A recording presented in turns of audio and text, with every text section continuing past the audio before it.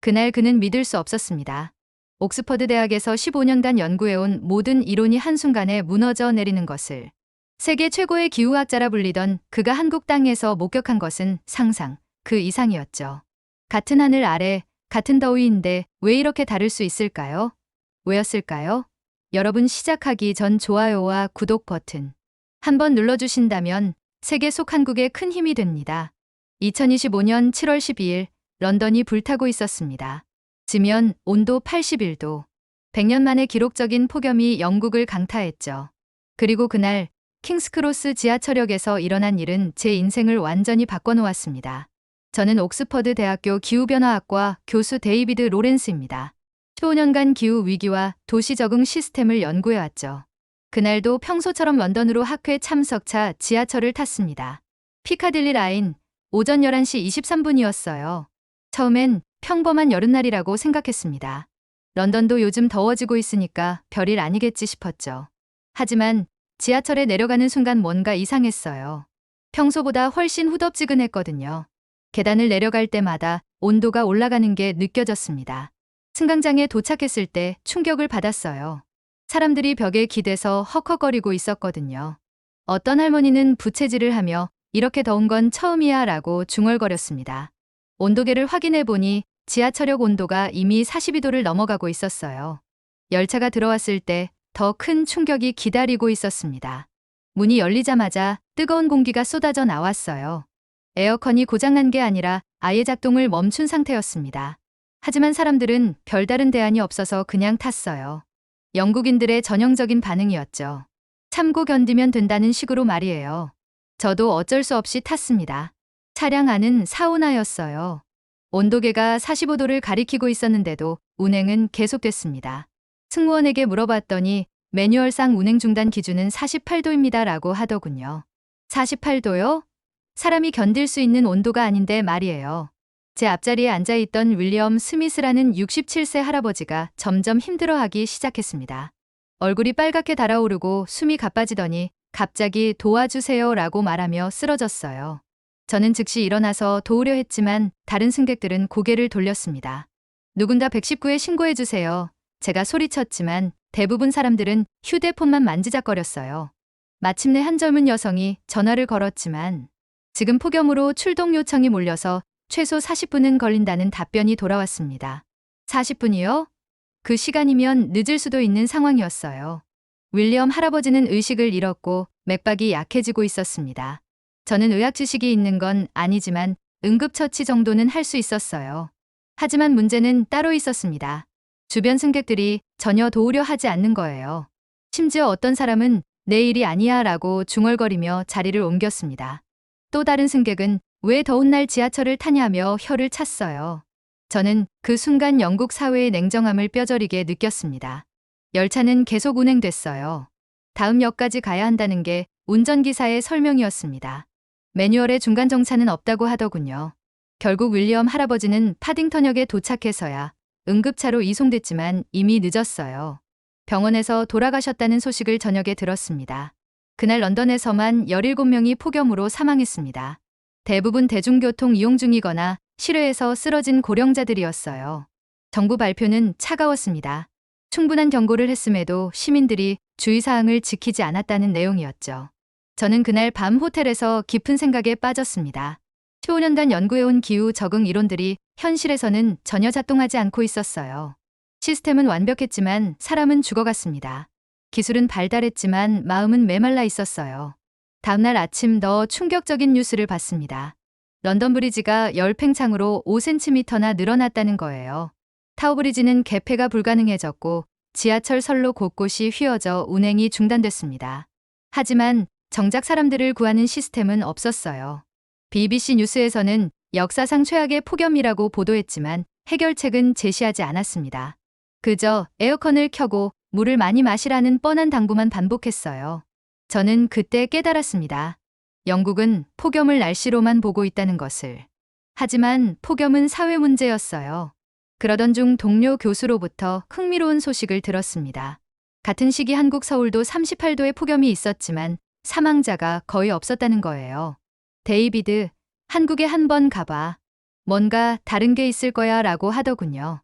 솔직히 처음엔 의심스러웠어요. 한국이 뭘 다르게 할 수 있을까 싶었거든요. 하지만 윌리엄 할아버지의 마지막 모습이 계속 떠올랐습니다. 도와주세요 라고 간절히 말씀하시던 그 모습이요. 저는 결심했습니다. 답을 찾으러 한국에 가보자고. 비행기표를 예약하면서도 반신반의했어요. 과연 한국에서 무엇을 발견할 수 있을까?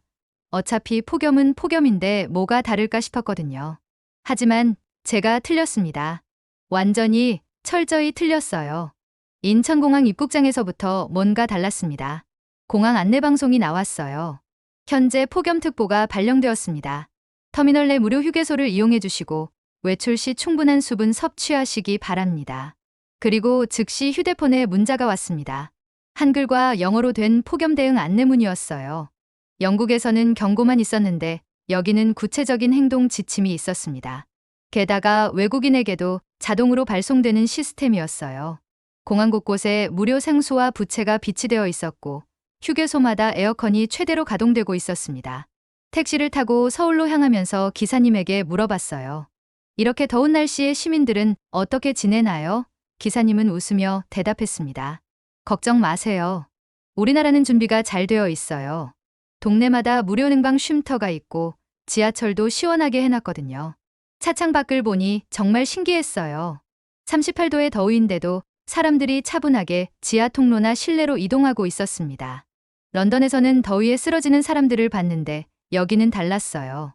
마치 도시 전체가 하나의 생명체처럼 움직이고 있는 것 같았습니다. 진짜 놀라운 건 서울시청에서 기다리고 있었습니다. 최민영 과장을 만나게 된 건 정말 행운이었어요. 그녀는 30대 중반에 차분하면서도 에너지 넘치는 공무원이었습니다.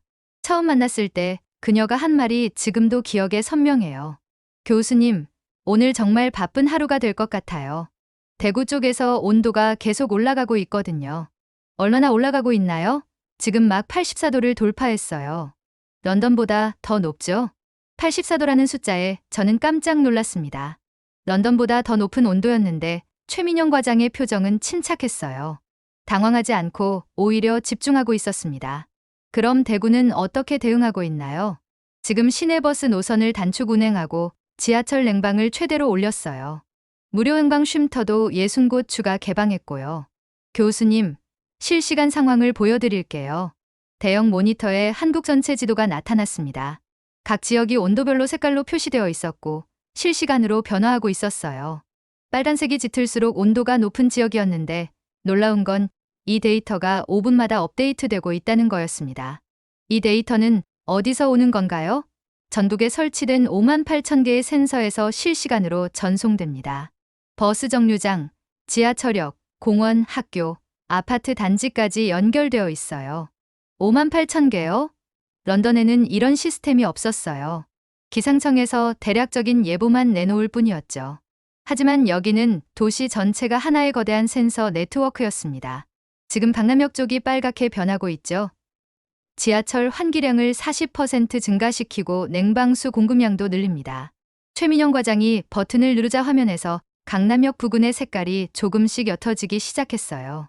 제 눈앞에서 도시가 스스로 치료하고 있었습니다. 런던에서는 매뉴얼대로만 했는데 여기는 실시간으로 적응하고 있었어요.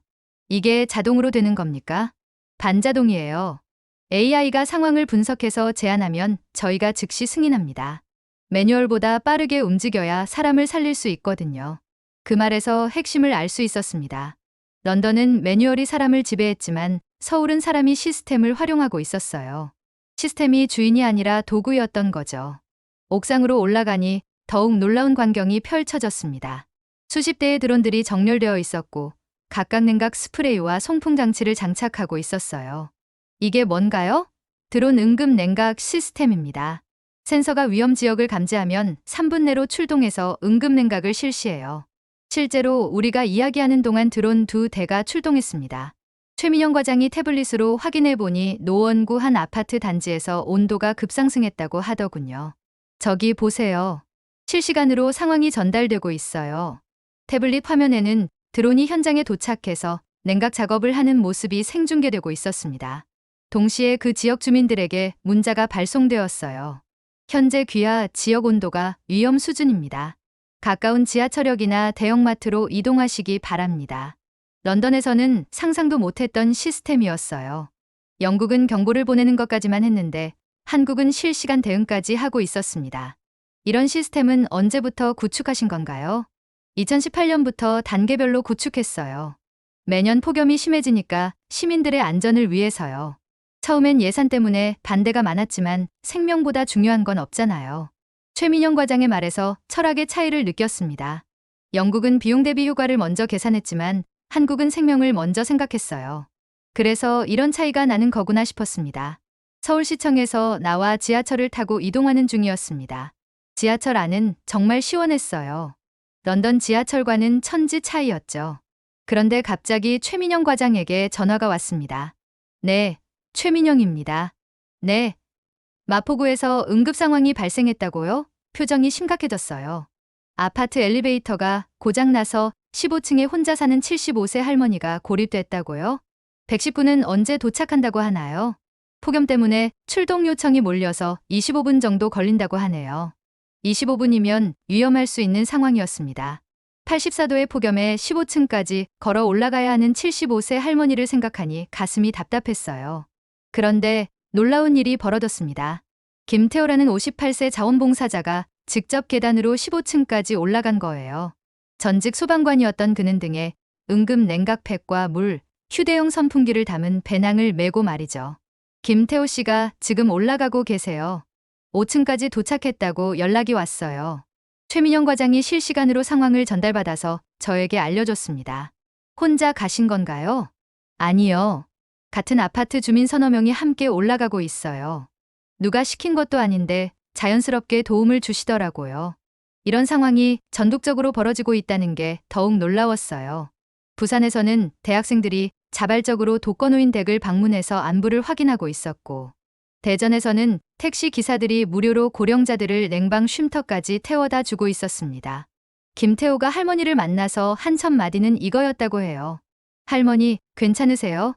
아래 1층 관리사무소에 에어컨 최대로 틀어놨으니까 같이 내려가요. 김태호는 할머니를 부축해서 천천히 계단을 내려왔습니다. 그 모습을 본 주민들이 하나둘씩 나와서 도왔어요. 5층에서는 냉수를 가져오고 10층에서는 부채질을 해주고 1층에서는 차가운 수건을 준비해서 기다리고 있었습니다. 우리나라 사람들은 왜 이렇게 할까요? 제가 물어보니 최민영 과장이 미소를 지었어요. 글쎄요. 그냥 당연한 일이라고 생각하는 것 같아요. 남의 일이 내 일이라고 여기는 문화가 있거든요. 런던에서는 내 일이 아니야라고 했는데 서울에서는 남의 일이 내 일이라고 했어요. 이 차이가 생명을 가르는 차이였구나 싶었습니다. 나중에 그 현장에 가서 김태호를 직접 만났습니다. 커피를 마시며 물어봤어요. 왜 그렇게 하셨어요? 그냥요. 누군가는 해야 하니까. 제가 안 하면 할머니가 위험하잖아요. 그 단순한 대답에 저는 가슴이 뭉클했습니다. 복잡한 이론이나 시스템이 아니라 이런 마음이 진짜 인프라구나 싶었거든요. 저도 소방관이었어요. 30년 동안 일하다가 은퇴했는데 은퇴하고 보니 진짜 중요한 일은 일상에 있더라고요. 김태호의 말에 깊은 의미가 있었습니다. 폭염 대응 자원봉사는 언제부터 하신 거예요? 4년 전부터요. 처음엔 혼자 시작했는데 점점 함께하는 사람들이 늘어나더라고요. 지금은 우리 동네만 10명이 넘어요. 김태호는 스마트폰을 꺼내서 자원봉사자 단체 톡방을 보여줬어요. 실시간으로 각 지역 상황이 공유되고 있었고 도움이 필요한 곳에 누가 갈 수 있는지 자발적으로 조율하고 있었습니다. 이게 다 자발적으로 하는 건가요? 네. 시에서 교육은 해주지만 강제로 하라고 하지 않아요. 그냥 필요하니까 하는 거죠. 우리 동네 어르신들 챙기는 게 당연한 일 아닌가요? 그때 제가 깨달은 건 한국의 폭염 대응 시스템은 기술만이 아니라는 거였어요. 가장 중요한 인프라는 사람들의 마음이었습니다. 그날 저녁 런던에 있는 동료 제임스에게서 전화가 왔어요. 목소리가 완전히 지쳐 있었습니다. 데이비드, 모르겠어. 시스템은 다 완벽한데 사람들이 계속 죽어가고 있어. 오늘만 12명이야. 모두 고령자들이고 에어컨도 다 있었는데 전기료가 아까워서 안 켰대. 제임스는 20년간 런던 시청에서 일한 베테랑 공무원이었어요. 그런 그가 이렇게 절망적인 목소리를 내는 걸 처음 들었습니다. 경고는 충분히 보냈거든.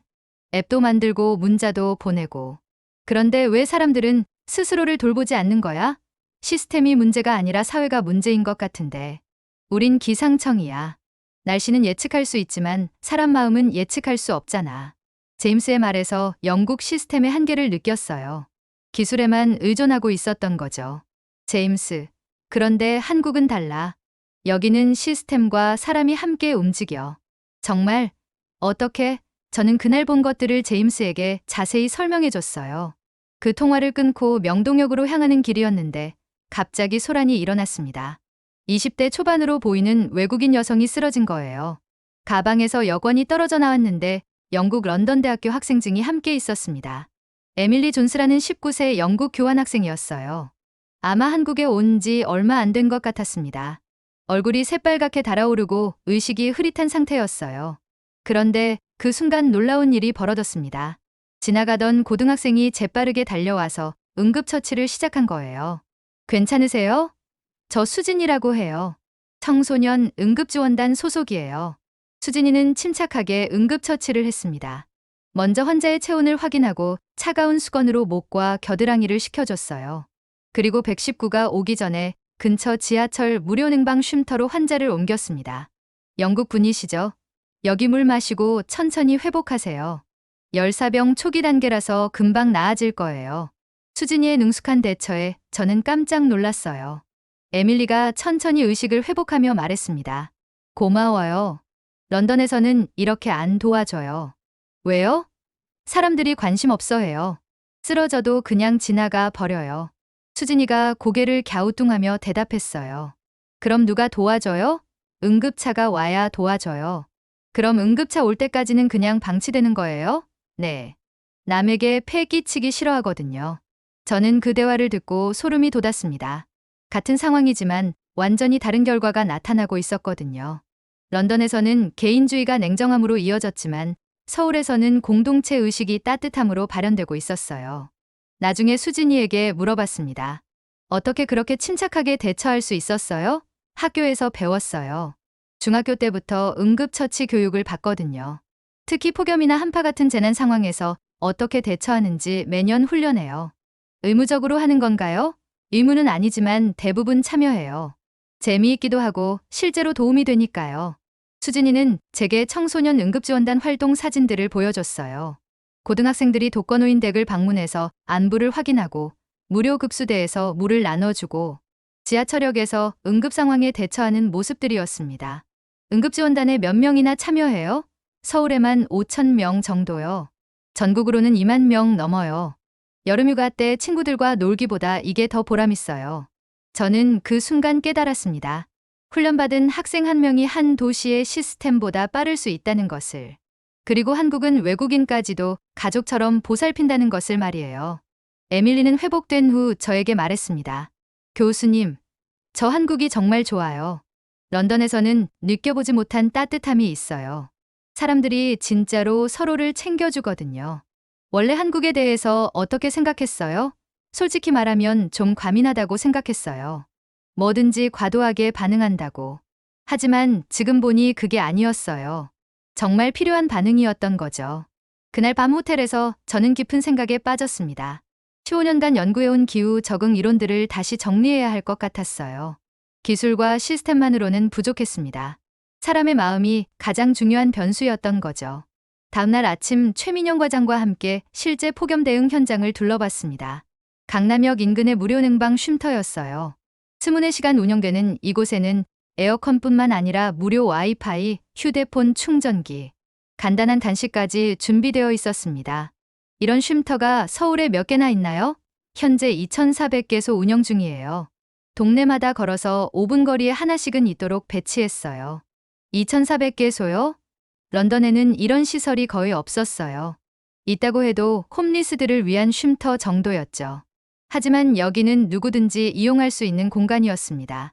쉼터 안에는 다양한 연령대의 사람들이 있었어요. 직장인들이 점심시간에 잠시 쉬어가기도 하고 어르신들이 오후 시간을 보내기도 했습니다. 특히 인상적이었던 건 봉사자들이 상주하면서 이용자들을 세심하게 챙기고 있다는 거였어요. 이 봉사자분들은 어떻게 모집하신 건가요? 대부분 자원봉사예요. 퇴직하신 분들, 대학생들, 주부님들이 번갈아 가면서 봉사하세요. 특별한 보상은 없지만 다들 기꺼이 참여하시더라고요. 한 70대 할머니가 봉사자에게 말씀하시는 걸 들었어요. 고맙습니다.